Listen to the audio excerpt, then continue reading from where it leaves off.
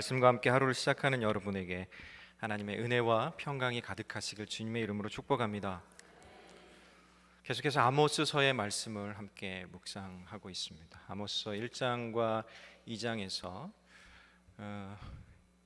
북이스라엘과 남유다의 주변 6개 나라와 남북 유다와 이스라엘에 대한 경고와 심판의 말씀을 하시고 나서 이제 3장부터 6장까지 계속 이스라엘에 집중해서 하나님께서 이러이러해서 심판하시겠다라고 말씀하십니다. 그리고 이제 7장 이하에서 5개의 이상을 보여주시고, 그리고 9장 11절 이하에서 다시 다윗의 장막을 회복하시겠다라고 하시면서 이스라엘 회복에 대해서 말씀하고 있는 것을 보게 됩니다. 오늘 본문은 이스라엘에 대해서 집중적으로 심판과 경고의 말씀을 하고 있는 그 중에 마지막 부분에 해당이 됩니다. 3장부터 6장까지의 말씀의 구조들을 이렇게 살펴보면 하나님께서 말씀하시고, 그리고 그 중간쯤에 그러므로 이렇게 심판하겠다라고 그렇게 말씀하십니다. 하나님께서 말씀하셨던 내용들을 이렇게 살펴보면 이러이러한 제약들이 너희에게 있는데 잘 들어라. 그래야 하면 네가 돌아올 길들을 알게 되고 발견하게 되고 돌아오게 될 것이다 라고 그렇게 말씀해 주십니다. 그렇지만 그들이 돌아오지 않은 그것으로 인해서 결국 그들이 심판을 받게 될 것이다 라고 말씀하십니다. 오늘 본문에서는 6장 1절이 하나님의 말씀을 들어라 라고 하는 것으로 시작하지는 않지만 그와 같은 의미로 화 있을진저 라고 하는 말씀으로 시작하고 있는 것을 볼 수가 있습니다. 화 있을진저, 그러니까 내 말을 잘 들어라 라고 말씀하고 있습니다. 오늘 이 아침에 하나님의 말씀을 함께 묵상하고 또 하나님의 말씀을 적용하기를 원하는 우리가 하나님의 말씀을 잘 듣는, 귀가 열려서 하나님의 말씀이 잘 들려지는 그런 역사가 있기를 소망하고 축복합니다. 화 있을진저, 누가 화 있을진저. 1절 말씀을 같이 한번 읽어보겠습니다. 시작. 화 있을진저 시온에서 교만한 자와 사마리아 산에서 마음이 든든한 자 곧 백성들의 머리인 지도자들이여 이스라엘 집이 그들을 따르는도다. 지도자들을 향해서 경고하고 있습니다. 지도자들의 모습을 보니까 시온과 또 사마리아에서 모습이 좀 다른 것을 볼 수가 있습니다. 시온에서는 교만하고 사마리아에서는 그들의 마음이 든든하다라고 그렇게 얘기합니다. 시온, 예루살렘이 있는 곳이죠. 하나님의 성전이 있는 곳입니다. 하나님의 임재가 있는 그곳에서는 그들의 마음이 교만하여져서 하나님 없이도 그들 스스로 설 수 있고 뭔가 행할 수 있고 통치할 수 있고 라고 하는 그런 생각들을 하고 있습니다.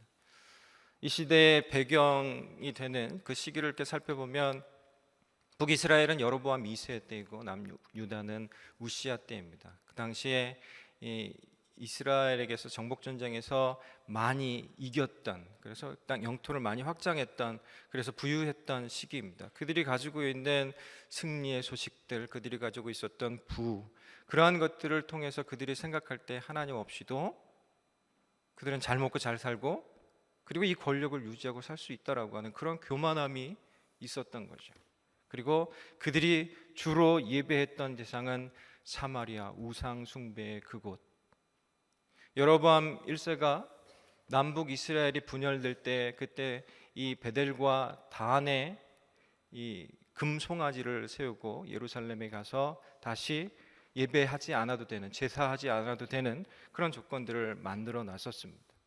그것이 계속 이어져서 그들 속에서 계속해서 하나님 아닌 다른 우상을 숭배하고 그 우상을 숭배하는 중에 자기들이 예배의 다른 모습을 갖고 흉내낸 그것을 가지고 속에 평가하기를 마음이 든든하다, 나는 안전하다, 나는 평안하다, 나는 평강이 있다 라고 그렇게 생각하고 있었다라고 하는 겁니다. 그것을 앞장서서 누가 먼저 했느냐? 지도자들이 먼저 했다라고 하는 겁니다. 영적 리더들이 그것을 먼저 했다라고 하는 겁니다. 이스라엘 백성들을 향해서 하나님께서 주신 말씀입니다. 믿지 않는 자들을 향해서 하신 말씀이 아니라 믿는 자들을 향해서 하신 말씀입니다. 오늘을 살아가는 우리를 향해서도, 믿는 자들을 향해서도 하나님께서 말씀하고 계신 겁니다. 우리 모두는 영적 리더가 되어 있습니다. 영적 리더가 되어서서 세상 가운데 영향력을 행사하고 있는 그런 존재가 되었습니다. 그러하기 때문에 우리는 더욱 깨어 있어서 하나님 앞에서 내가 교만한 것이 있는가, 하나님 아닌 것을 의지하며 내가 평안하다, 평강하다 말하고 있는 것은 없는가 라고 하는 것을 살피는 것이 우리들 속에 있어야 할 줄로 믿습니다. 왜냐하면요, 이스라엘 집들이 그들을 따르는도다 한 것처럼 하나님을 알지 못하는 이들이 우리들의 모습을 보고 흉내 낼 수 있기 때문에 그렇습니다. 교회 다니는 사람들도 저러는데, 하나님 앞에서 우리가 온전하게 서야 하는 것은 데살로니가전서 5장 3절 말씀에 그들이 평안하다 안전하다 할 그때 임신한 여자에게 해산의 고통이 이름과 같이 멸망이 갑자기 그들에게 이르니 결코 피하지 못하리라. 말세에 주 예수 그리스도께서 다시 오시는 그때 사람들이 하는 말이 그들이 평안하다 안전하다라고 말하고 있다라고 하는 거예요. 우리 주님 다시 오실 줄로 믿습니까? 우리 주님 오실 때 도적과 같이 알지 못하게 그렇게 오시겠다라고 말씀하고 있기 때문에 우리가 늘 깨어 있어서 근신하는 태도로 서 있어야 하지, 스스로를 자족하면서 나는 평안하다 안전하다 라고 하면서 하나님을 있는 태도, 교만한 태도, 하나님 아닌 다른 것을 의지하여서 마음이 든든해하는 그런 태도, 그런 것들은 삼가해야 할 줄로 믿습니다. 하나님께서 저들을 향하여 화 있을진저라고 말씀하시면서 하나님께서 어떠한 은혜를 베풀어 주셨는지에 대해서 2절 말씀에서 얘기하고 있습니다. 2절 말씀 같이 읽겠습니다. 시작. 너희는 갈레로 건너가 보고 거기에서 큰 하맛으로 가고 또 블레셋 사람의 가드로 내려가라. 너희가 이 나라들보다 나으냐? 그 영토가 너희 영토보다 넓더느냐? 하나님께서 이스라엘 백성들에게 은혜를 베푸셨습니다. 하나님께서 늘 자기 백성들이 온전하게 설 수 있도록, 그리고 그 안에서 하나님께서 약속하신 축복을 누릴 수 있도록 그렇게 조성하시고 그 길들을 걸어갈 수 있도록 그 길들을 걸어갈 힘들을 하나님께서 허락하셨습니다. 그런 것들 중에 하나님께서 가나안 땅, 약속의 땅을 그들에게 허락하셨습니다. 2절 말씀에 나오고 있는 갈레라고 하는 곳, 아수르에 의해서 멸망되어진 도시입니다. 그리고 이 하맛이라고 하는 곳은 이 여로보암 2세에 의해서 정복되어진 땅이었습니다. 그리고 이 가드라고 하는 것은 우시야 왕에 의해서 역시 정복된 그런 도시였습니다. 그러한 곳으로 한번 가봐라. 그곳이 내가 너희에게, 하나님께서 그들에게 준 땅보다 넓지 않고 또 하나님께서 주신 축복 그것보다 더 좋은 것이 없음에도 불구하고 그들이 행하고 있는 우상 숭배를 왜 따라 행하고 있느냐라고 말씀하고 있는 겁니다. 여러분, 무엇이 더 커 보이십니까? 하나님이 주신 축복이 더 커 보이십니까? 세상이 여러분에게 주는 유익이 더 커 보입니까? 바라기는 하나님이 주신 축복이 더 커 보이기를 소망하고 축복합니다. 그런데 부지불식간에 우리는 살아왔던 그 습관 때문에 하나님의 축복이 아닌 다른 것이 더 큰 것처럼 그렇게 생각하고 그것을 쫓아가려고 하는 그런 태도를 보이고 있다라고 하는 겁니다. 그렇기 때문에 이제라도 화 있을진저라고 말씀하시는 하나님의 그 음성, 하나님의 그 들려주시는 말씀 앞에 귀 기울이고 부복하여서 순종하는, 회복되어지는 그런 은혜가 있기를 간절히 소망합니다. 하나님께서 이렇게 경고하시는 중에 3절 이하에서 3절부터 6절까지 그들이 어떻게 사치와 향락을 누렸는지에 대해서 말씀하고 있습니다. 3절부터 6절까지 같이 한번 읽겠습니다. 시작. 너희는 흉한 날이 멀다 하여 포악한 자리로 가까워지게 하고 상하상에 누우며 침상에서 기지개 켜며 양떼에서 어린 양과 우리에서 송아지를 잡아서 먹고 비파 소리에 맞추어 노래를 지절거리며 다윗처럼 자기를 위하여 악기를 제조하며 대접으로 포도주를 마시며 귀한 기름을 몸에 바르면서 요셉의 환난에 대하여는 근심하지 아니하는 자로다. 그들이 속에 교만함이 있고 마음에 든든함이 있고 평강하다 평강하다라고 하는 소리를 늘 하고 있으니 그 다음에 행하는 것이 무엇이에요? 하나님을 예배하는 것, 그런 것들은 잊어버리고 자기를 위하는 것, 자기를 만족시키는 것, 자기를 기쁘게 하는 것, 자기를 즐겁게 하는 것, 향락과 사치로 하나님께서 주신 축복들을 자기를 향해서만 사용하게 된다라고 하는 겁니다. 상하상에 누우며, 이 상하가 뭐죠? 코끼리 이거잖아요. 그걸로 만든 침대에 눕고 침상에서 기지개를 켜고 또 양떼 중에서 어린 양, 또 소들 중에서 송아지, 하여튼 가장 고급 식재료들이죠. 요즘도 굉장히 고급 식재료입니다. 그 당시에 이스라엘 백성들은 소를 키우고 양을 키워서 생계를 유지하고 있는 그런 상태였는데 이 지도자들은 그 중에서 가장 좋은 것만 골라가지고 그렇게 자기 배를 불리고, 여기서 기지개를 펴다라고 하는 그 원어의 의미를 살펴보면 사라흐라고 하는 이 히브리어인데요, 그 안에 기지개를 펴다라고 하는 의미뿐만 아니라 부패하다라고 하는 그런 의미가 들어가 있습니다. 그러니까 그들이 침대에서 일어나면서 기지개를 펴지만 그들이 점점 더 부패해 가고 있었다라고 하는 것에 대해서 얘기해 주고 있습니다. 비파 소리에 맞추어서 노래를 지절거리고, 그리고 악기를 만들었습니다.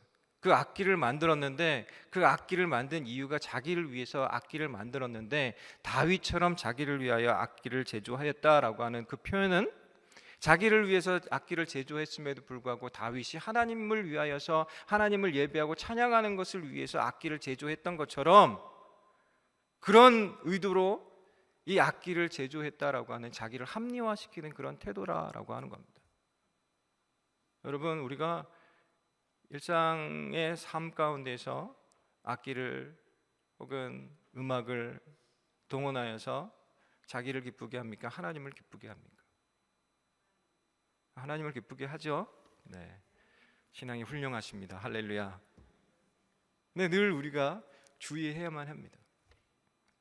내가 노래하는 것이, 내가 찬양한다라고 하는 그것이, 내가 찬양을 위하여서 모인다라고 하는 그 모임이,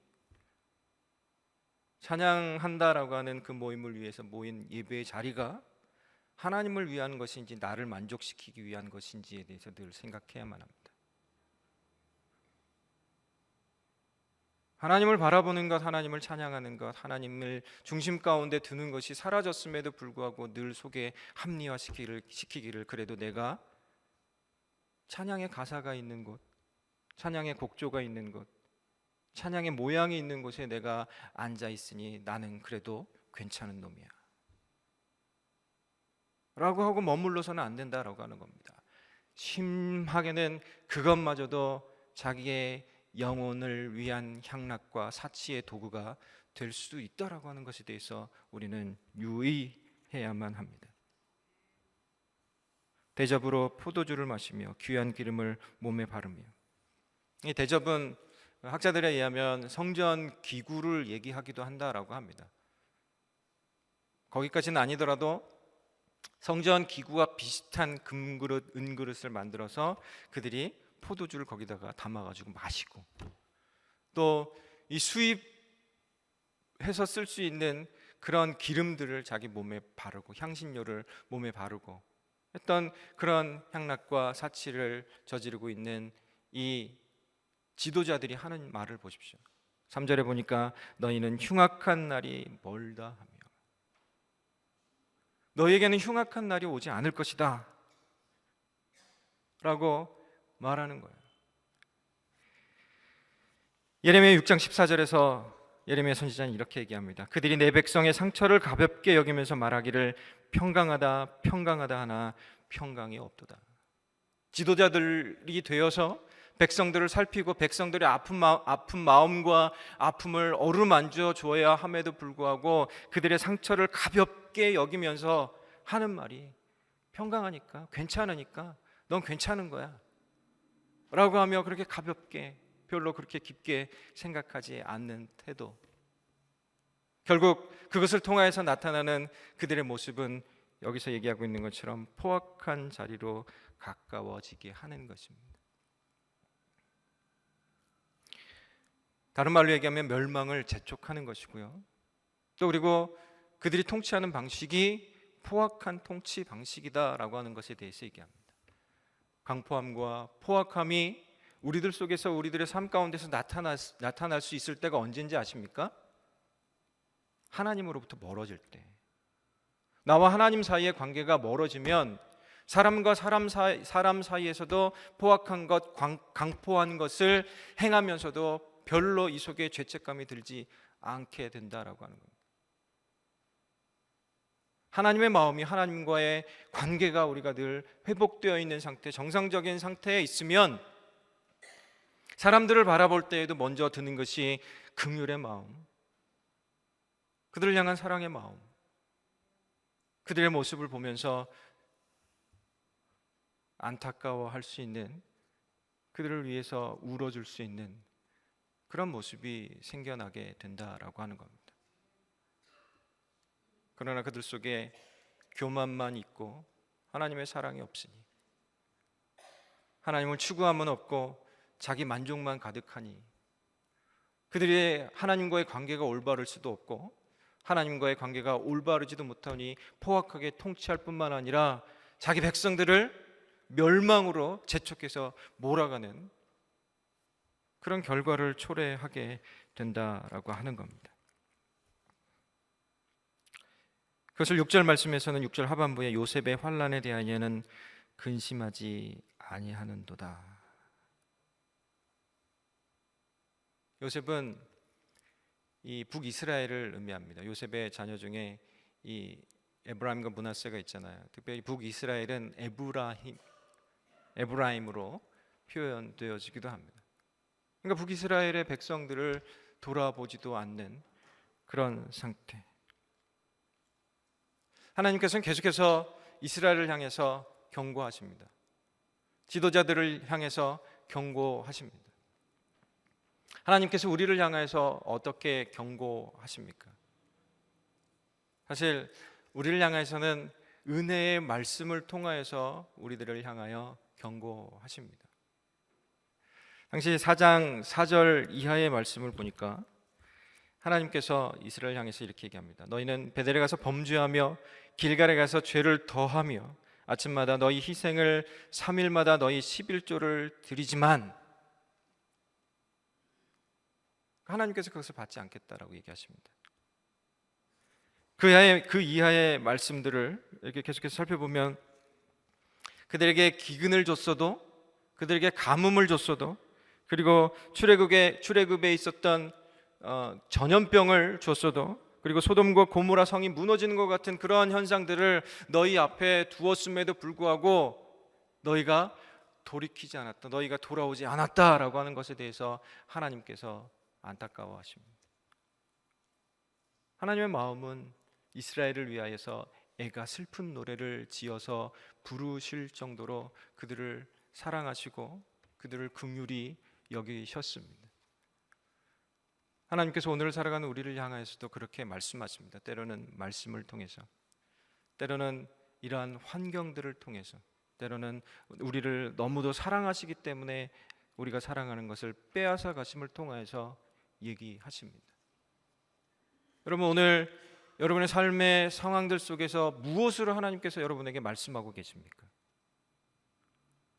무엇을 통해서 하나님께서 말씀하시든지, 이 아침에 이 성경 말씀을 통해서 여러분에게 말씀하시든지, 여러분이 살아가고 있는 순간순간마다 그 환경을 통해서 말씀하시든지, 내가 너무도 아끼고 사랑하는 그것을 빼앗기는 것 같은 그런 아픔을 통해서 말씀하시든지,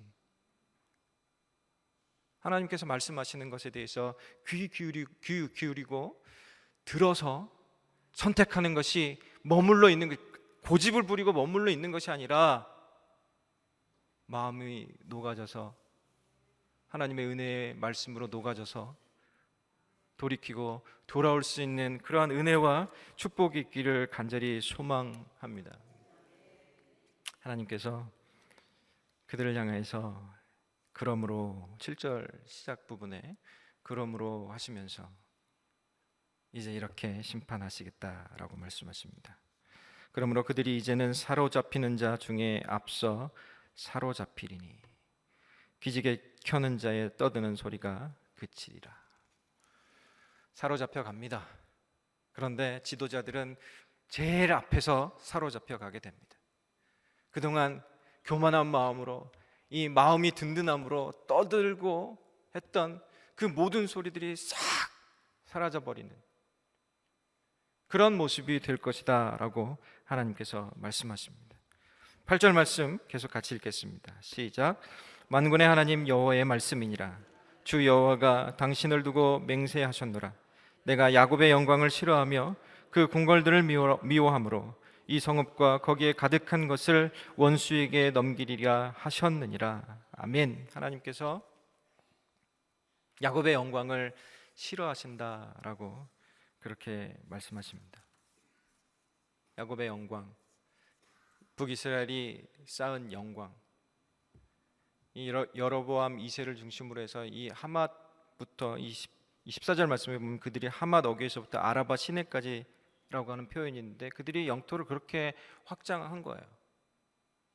그것이 그들의 영광이 되어졌을지 모르지만 스스로 그 프라우드하고 자랑거리로 자랑스러워할지 모르지만 하나님은 그 영광을 싫어한다라고 하는 겁니다. 잊어버린 거죠. 하나님이 복 주셔서 그렇게 됐다라고 하는 사실. 여러분, 하나님께서 어떠한 축복으로 여러분을 인도하셨습니까? 한번 그 축복을 세어보셨으면 좋겠습니다. 하나님께서 우리들에게 축복을 주신 것은 사명입니다. 강 목사님께서 늘 우리들에게 얘기해 주시는 것처럼 축복은 사명입니다. 우리가 축복받은 그것을 통하여서 뭔가 하나님을 위하여서, 하나님의 사람들을 위하여서, 하나님의 교회를 위하여서 사용해야 할 그런 의무와 책임이 우리들에게 있다라고 하는 사실입니다.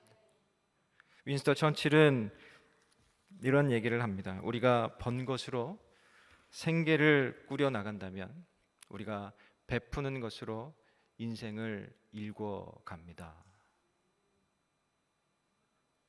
번 것으로 생계를 꾸려 나가는 것에 급급하지 않기를 바랍니다. 하나님께서 주신 그 축복을 통하여서 베푸는 일, 섬기는 일, 그것을 통해서 인생을 일구어 나가는 그런 저와 여러분, 우리 새생명 비전 교회가 될 수 있기를 간절히 소망하고 축복합니다. 이 세상은 경쟁 사회죠. 경쟁에서 이겨야만 됩니다. 경쟁이란 다른 말로 표현하면 다른 사람이 잘못돼야 내가 잘 되는 것입니다. 그렇죠? 이 1936년에 이 독일 베를린에서 올림픽이 있었습니다. 그때 나치 앞에 히틀러 앞에서 이제 그 게임들을 하고 있었습니다. 이 제시 오웬스라고 하는 미국 그 흑인 청년이 그 달리기 선수로 나갔어요. 100m, 200m, 400m에서 금메달을 땄고요. 멀리 뛰기까지 세계 기록을 갖고 있기 때문에 당연히 금메달을 딸 거라고 생각하고 출전을 했습니다. 근데 들어가다 보니까 이 독일 한 청년이 키도 굉장히 큰데 이 자기 기록만큼의 연습을 하고 있는 것을 보았습니다. 걱정이 되는 거죠. 내가 저 친구한테 질 수도 있을 것 같아. 키도 더 크고. 아니나 다를까 첫 번째 이 실수를 합니다. 금을 밟았어요. 두 번째도 또 실수를 했어요. 이제 마지막 한 번밖에 안 남았는데 그 독일 청년이 그에게 다가와서 뭐라고 이렇게 얘기를 하는 거예요. 그 얘기를 듣고 나서 그 이 제시 오웬스가 했더니 세계 신기록으로 결국 우승을 했습니다. 이 독일 청년은 그 뒤로는 볼 수가 없었다고 합니다. 루스 롱이라고 하는 친구인데요. 이 전쟁에 끌려나가서 전쟁터에서 죽고 말았답니다. 이 존 맥스웰의 프렌드라고 하는 책 속에서 소개하고 있는 이야기인데요. 사실 그 경쟁 속에서 특히 히틀러가 보고 있는 앞에서 그 독일 청년은 어떻게 해서든지 상대의 실수를 유발해서 자기가 이기는 길을 택했어야 했었을 것입니다. 그러나 스포츠 정신이 그것이 아니기 때문에 정정당당하게 정의롭게 그 일들을 하기 위해서 그 친구에게 오히려 조언의 얘기를, 차라리 눈 감고 뛰는 것이, 주변 바라보지 말고 의식하지 말고 뛰는 것이 당신이 이길 수 있는 방법이겠습니다라고 그렇게 얘기를 해줬다라고 합니다. 사실 그리스도인으로서 이 땅을 살아가면서 복음을 가지고 산다라고 하는 것, 그것은 경쟁의 원리와 어울리지 않을 수도 있습니다.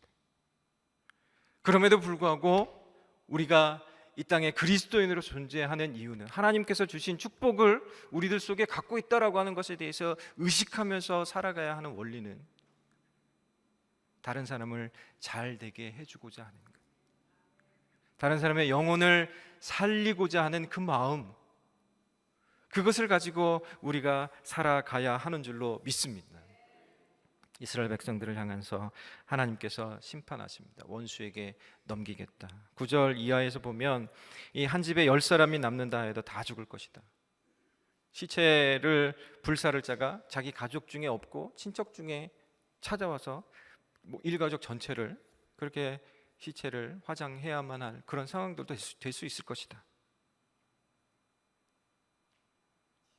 그런데 이스라엘 백성들이 계속해서 이렇게 하심에도 불구하고 이 12절 말씀 같이 읽어볼게요. 12절 시작. 말들이 어찌 바위 위에서 달리겠으며 소가 어찌 거기서 밭갈겠느냐. 그런데 너희는 정의를 쓸개로 바꾸며 공의의 열매를 쓴쑥으로 바꾸며. 이 바위 위로 말들은 달리기 어렵습니다. 바위 위에서 밭가는 일은 절대로 있을 수 없는 일입니다. 이스라엘 백성들이, 이스라엘 지도자들과 백성들이 그런 헛된 일을 하고 있음에도 불구하고 자기들은 열매를 맺을 수 있다라고 그렇게 얘기하고 있는 겁니다. 그 열매의 결국이 무엇이냐? 그것이 쓸개 같은 것, 쓴 쑥 같은 것. 하나님께서 바라시는, 하나님께서 기대하시는 하나님의 말씀을 통하여서 거둬들일 열매는 정의와 공의라고 하는 것인데, 정의와 공의가 아니라 쓴 쑥 같은 것, 쓸개 같은 것을 열매로 맺고 그리고 그 쓴 것을 먹을 수밖에 없는 그런 상황 속에 놓이게 되었다라고 하는 겁니다. 하나님께서 계속해서 13절, 14절에서 심판에 대해서 계속해서 얘기합니다. 13절, 14절 같이 읽겠습니다. 시작. 험한 것을 기뻐하며 이르기를 우리는 우리의 힘으로 뿔들을 취하지 아니하였느냐 하는도다. 만군의 하나님 여호와의 말씀이니라. 이스라엘 족속아, 내가 한 나라를 일으켜 너희를 치리니 그들이 하맛 어귀에서부터 아라바 시내까지 너희를 학대하리라 하셨느니라. 그들이 정의를 쓸개로 바꾸고 공의의 열매를 쓴 쑥으로 바꿨음에도 불구하고 자기가 이룬 것이 이 권력과 권위다 라고 하면서 뿔을 취했다라고 그래서 자랑하고 있습니다.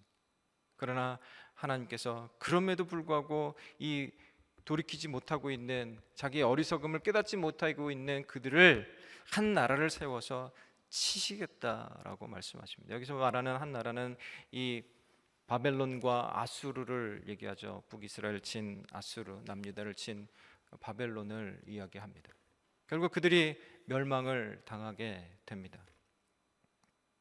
그들이 자기들이 가지고 있는 영토를 하맛부터 아라바까지 이 넓히고 그곳에서 스스로를 자랑스럽게 여기며 살지만, 그러나 하나님께서 마지막 때에 심판하실 그때에는 그것도 그들의 자랑거리, 그것도 아무것도 소용이 없는 그것이 될 것이다 라고 하는 겁니다. 그러나 우리가 기억해야 하는 것은 하나님께서 이렇게 심판을 얘기하시면서 한 나라를 세우시겠다라고 말씀하시지만 하나님의 마음속에는 영원한 한 나라가 있기 때문에 그것이 우리들에게 있어서 더 소망이 되고 또 희망이 되는 줄로 믿습니다.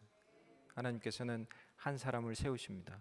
이사야 6장 7절 9절 말씀 보면 제가 읽어드릴게요. 이는 한 아기가 우리에게서 낳고 한 아들을 우리에게 주신 바 되었는데 그는 어깨에 정사를 메었고 그의 이름은 기묘자라 모사라 전능하신 하나님이라 영존하신 아버지라 평강의 왕이라 할 것임이라.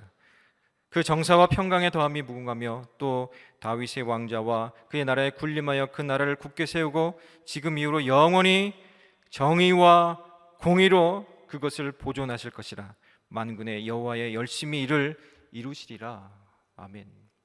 예수 그리스도를 세우셔서 예수 그리스도께서 영원히 정의와 공의로 그 나라를 보존하시겠다라고 약속하고 계십니다. 예레미야 선지자를 통해서는 또 이렇게 얘기하십니다. 여호와의 말씀이니라. 보라, 때가 이르리니 내가 다윗에게 한 의로운 가지를 일으킬 것이라. 그가 왕이 되어 지유롭게 다스리며 세상에서 정의와 공의를 행할 것이며. 하나님께서 세우시는 영원한 한 나라. 다니엘 선지자를 통해서 그 나라가 이렇게 세워질 것에 대해서 얘기합니다. 뜨인돌 환상을 통해서 느부갓네살에게 다니엘 선지자가 얘기한 내용입니다. 다니엘서 2장 44절에 이 여러 왕들의 시대에 하늘의 하나님이 한 나라를 세우시리니 이것은 영원히 망하지도 아니할 것이요 그 국권이 다른 백성에게 돌아가지도 아니할 것이요 도리어 이 모든 나라를 쳐서 멸망시키고 영원히 설 것이라.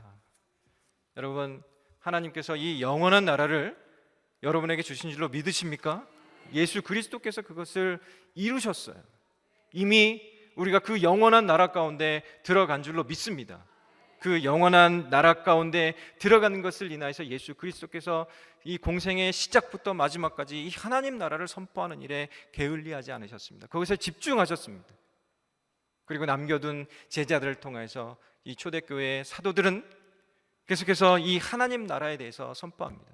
사도행전 8장에서 빌립 사도가 그것을 했고요. 사도 바울도 역시 이 에베소 이 선교 여행하는 중에 계속해서 하나님 나라에 대해서 선포하고, 그리고 심지어 감옥에 갇혀 있는 동안에도 사람들이 올 때마다 하나님 나라에 대해서 얘기합니다.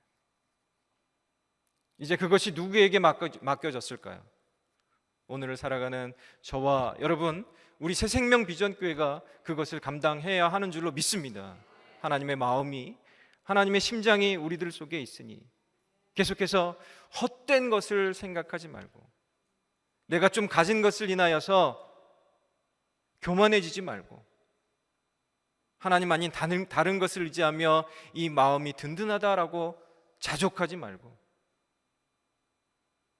하나님 앞에서 생활할 때마다, 살아갈 때마다, 사랑할 때마다, 사역할 때마다 하나님 나라가 나타나기를, 하나님의 영광스러운 영원한 하나님 나라가 우리를 통하여 나타나기를 기대하고 소망하고 그것을 감당해드리는 우리가 될 수 있기를 간절히 소망하고 축복합니다.